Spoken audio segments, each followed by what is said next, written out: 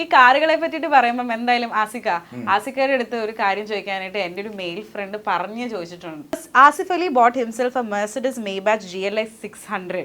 അപ്പം ഒരു മെർസിഡീസ് ഗൈ ആണോ എന്ന് ഒരു 3 years ബാക്ക് AMG എടുത്തപ്പോഴാണ് അത് ഭയങ്കര ഒരു ഫീൽ ആയിരുന്നു. ഇക്ക എങ്ങനെയൊക്കെ ആ ഒരു യുനോ അത്രയും ഗേൾ ഫാൻസിന്റെ ഒരു സ്റ്റാർഡവും ഇഷ്ടമൊക്കെ ആസ് എ യങ് ബോയ് അന്ന് മാനേജ് ചെയ്തത്? ഈവൻ എൻ്റെ എല്ലാ കാര്യങ്ങളും, എൻ്റെ ബാങ്ക് റിലേറ്റഡ് കാര്യങ്ങളും, എൻ്റെ ഫ്രണ്ട്സിനെയൊക്കെ കൂട്ടി എൻ്റെ അടുത്തേക്ക് കൊണ്ടുവരുന്നത്, അങ്ങനെ എൻ്റെ കാര്യങ്ങളും എല്ലാം ചെയ്യുന്നത് ദമയാണ്. അപർണ ബാലമുരളി ആൻഡ് ആസിഫ് അലി കോമ്പിനേഷനിലെ 7th or 8th കൊളാബറേഷൻ ആയിരിക്കും മിറാഷ്.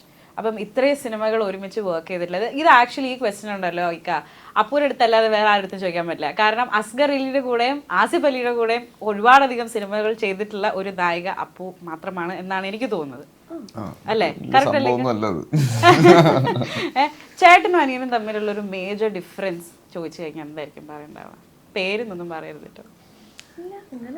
അങ്ങനെയൊന്നുമില്ല ഡിഫറൻസ്, അങ്ങനെ ഡിഫറൻസ് ഒന്നും എനിക്ക് തോന്നിയിട്ടൊന്നുമില്ല. ഇപ്പൊ ഇക്കടെ കൂടെ അഭിനയിക്കുമ്പോൾ ഞാൻ ഒരു ബിഗിനർ ആയിട്ടാണ്, ഞാൻ വളരെ എന്താ പറയാ 1-2 സിനിമ കഴിഞ്ഞിട്ട് ചെയ്തിട്ടുള്ളൂ ഞാൻ. അപ്പൊ ഇക്ക അപ്പോഴത്തേക്ക് ഭയങ്കര ഞാൻ നമ്മൾ കുറെ സിനിമകൾ കണ്ടിട്ട് ഇരിക്കുന്ന, അപ്പൊ ഞാൻ ഇക്കാടെ സെറ്റിലേക്ക് ആദ്യം ചെല്ലുമ്പോൾ ആ ഒരു എന്താ പറയാ ഒരു സീനിയർ എന്നുള്ളൊരു ഉറപ്പായിട്ടും അത് അങ്ങനെയാണ് ഞാൻ ഇക്കാരെ ആദ്യം കാണുന്നത് തന്നെ. അപ്പം ആ നിത്യത്തിന് ആസ്കർ എന്ന് പറഞ്ഞാൽ നമ്മൾ ഏകദേശം ഒരേ പ്രായമാണ്. അപ്പം ആ ഒരു ഡിഫറൻസ് ഉണ്ട്, അത് മാത്രമേ ഉള്ളൂ ഡിഫറൻസ് ആയിട്ട്. എന്റെ വീട്ടിൽ ഒരു ആക്ടർ കൂടെ ഉണ്ടെന്ന് ഇങ്ങനെ കേൾക്കുമ്പോൾ അല്ലേ ബിലീവബിൾ അല്ല.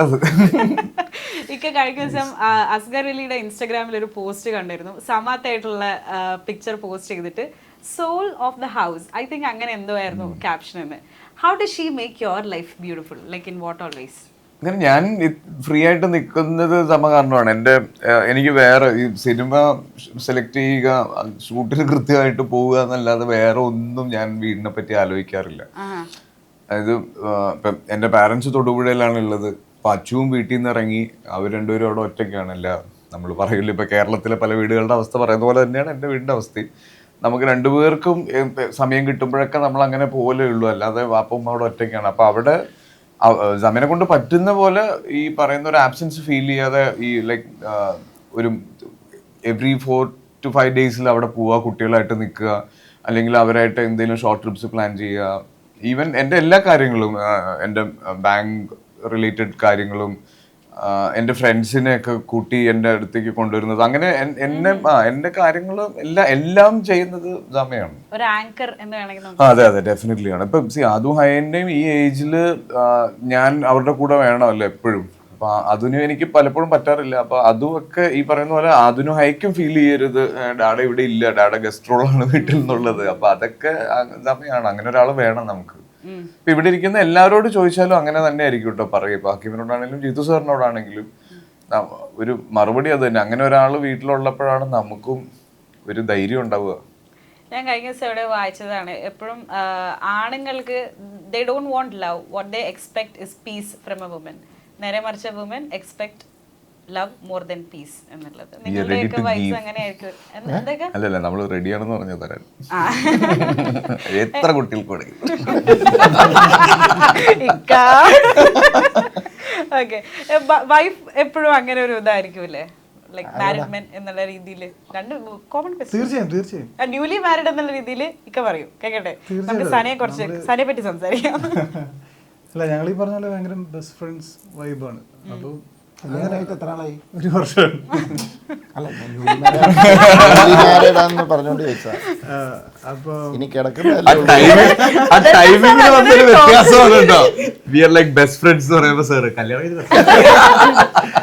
അല്ല, അപ്പൊ ഞങ്ങൾ റിലേഷൻ ആയിരുന്നു 4-5 വർഷത്തോളം. അപ്പൊ എനിക്ക് കല്യാണം കഴിഞ്ഞതായിട്ട് തോന്നിയിട്ടൊന്നുമില്ല. പിന്നെ എന്താ പറയാ, ഇപ്പം ഈ ഒരു എല്ലാത്തിനും കൂടെ ഉള്ളതുകൊണ്ട് ഞാൻ എന്താണ് അടുത്ത് ചെയ്യാൻ പോണത്, ചിന്തിക്കുന്നത് എല്ലാം കറക്റ്റായിട്ട് അറിയാം. അപ്പോൾ എൻ്റെ ഏറ്റവും നല്ല ഫ്രണ്ടാണ്, ഏറ്റവും നല്ല തെറാപ്പിസ്റ്റാണ്. അപ്പോൾ അങ്ങനെയാണ്. ഇപ്പോൾ എന്തും പറയാൻ പറ്റുന്ന, എന്തെങ്കിലും പ്രശ്നമുണ്ടെങ്കിൽ പോയി സംസാരിക്കാൻ പറ്റുന്ന ഒരു സ്ഥലമുള്ളപ്പോൾ ഏറ്റവും പീസ്ഫുൾ ഏരിയ വീട് തന്നെയാണ്. ഞാൻ അങ്ങനെ ഒരുപാട് പുറത്തിറങ്ങുന്ന അല്ലെങ്കിൽ ഇറങ്ങി ഫ്രണ്ട്സിൻ്റെ കൂടെ ചില്ല് ചെയ്യുന്ന അങ്ങനത്തെ എനിക്കൊരു ആറ്റിറ്റ്യൂഡ് ഇല്ല. എനിക്കറിയില്ല അങ്ങനെ. ഫ്രണ്ട്സ് ഉണ്ട് ഒരുപാട്, പക്ഷെ ഞാനെപ്പോഴും വീട്ടിൽ തന്നെയാണ്. അങ്ങനെ ആകുമ്പോൾ എനിക്ക് ഏറ്റവും ഇരിക്കാൻ പറ്റുന്നു, സംസാരിക്കാൻ പറ്റുന്നു എൻ്റെ വൈഫിനോട് തന്നെ. എനിക്കാണ് ഇങ്ങനത്തെ ഈ സിനിമ, പൊളിറ്റിക്കൽ പൊളിറ്റിക്സ് അങ്ങനത്തെ ഫീൽഡിലൊക്കെ വർക്ക് ചെയ്യുന്നവർക്ക് ആക്ച്വലി അവർക്കത് നല്ല രീതിയിൽ പോകാൻ പറ്റണമെങ്കിൽ നമ്മുടെ വീട്ടിൽ നിന്നുള്ള സപ്പോർട്ട് വളരെ ഇമ്പോർട്ടൻ്റ് ആണ്. പ്രത്യേകിച്ചും വൈഫ്, പിള്ളേർ. ഓഫ് കോഴ്സ് അവർ ഒത്തിരി ഇമോഷൻസ് ചെയ്തിട്ടാണ് അവർ നമ്മളെ സപ്പോർട്ട് ചെയ്യുന്നത്. അപ്പം നമുക്ക് പറ്റുന്ന സമയത്ത് തിരിച്ചത് കെയറിങ്ങും സപ്പോർട്ടും ഒക്കെ കൊടുക്കണം. അതങ്ങനെയാണ്. അപ്പം ഞാൻ എൻ്റെ വൈഫ് എങ്ങനെയാണ് കോസ്റ്റ്യൂം ഡിസൈനറായിട്ട് വന്നതെന്ന് വെച്ച് കഴിഞ്ഞാൽ ഞാൻ തന്നെ ഇനിഷ്യേറ്റീവ് എടുത്ത് വന്നത്. കാരണം എനിക്കറിയാം കുറച്ച് നാൾ പിള്ളേരെയൊക്കെ വളർത്തി ഇരിക്കാൻ പറ്റും. പക്ഷെ പിള്ളേരങ്ങ് വളർന്നു പോയി കഴിഞ്ഞ് കഴിഞ്ഞാൽ പിന്നെ പുള്ളിക്കാരത്തേക്ക് പ്രത്യേകിച്ച് റോളൊന്നുമില്ല. ഡയറക്ടർ ഭാര്യ എന്ന് പറഞ്ഞാൽ എത്ര ദിവസം സെറ്റിൽ ഒന്നും ഇരിക്കാൻ പറ്റും, മനസ്സിലായി? അപ്പോൾ പുള്ളിക്കാരത്തിയെ സംബന്ധിച്ചുള്ള ഒരു കോസ്റ്റ്യൂം ഡിസൈനർ അങ്ങനെ വന്നപ്പം സെറ്റ് വന്നാൽ എന്നെക്കാ തിരക്കാം.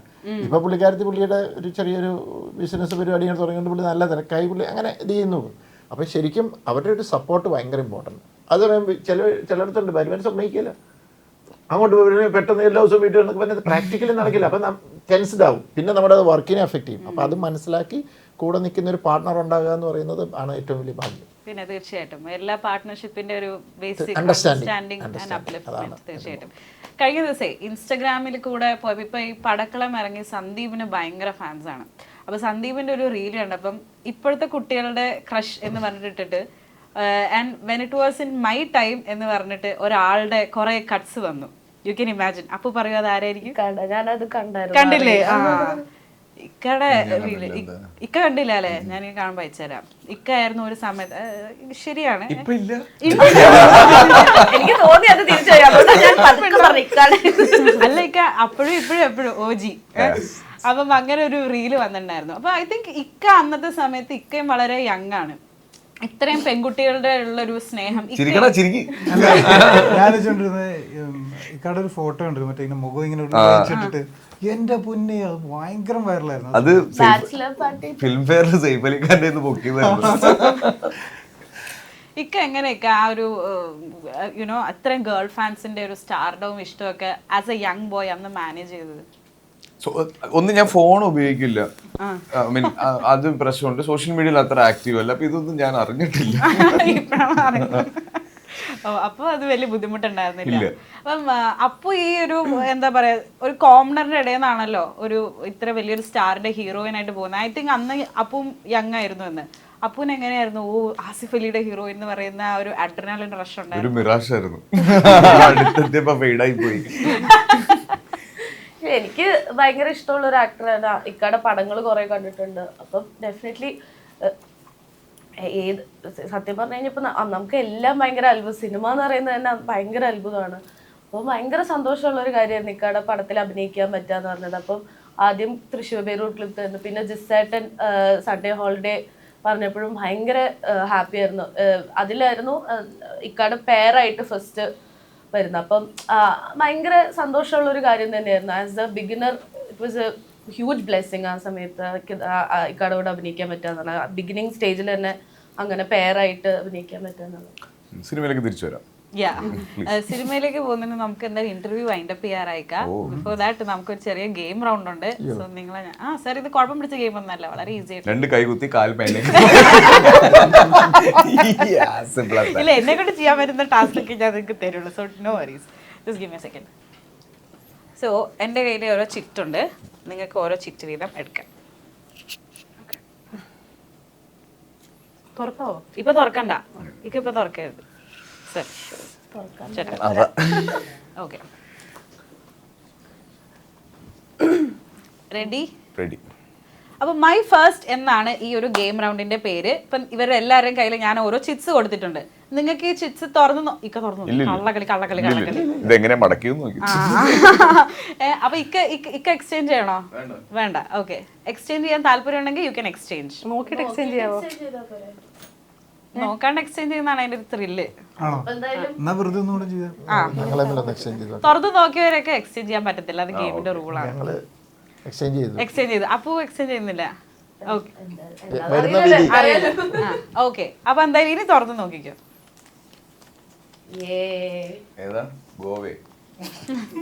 മൈ ഫസ്റ്റ് ഇത് പിടിച്ചാ പോരായിരുന്നു, അതിന് ഇങ്ങോട്ട് വന്നേ. അതെന്താ ചേട്ടൻ എന്താ കിട്ടി അതാ എനിക്ക് അറിയുന്നത്. എന്താ കാര്യം മറ്റേത് സാലറി. അയ്യോ സാറിനാണോ ഫസ്റ്റ് ലവ് കിട്ടിയത്?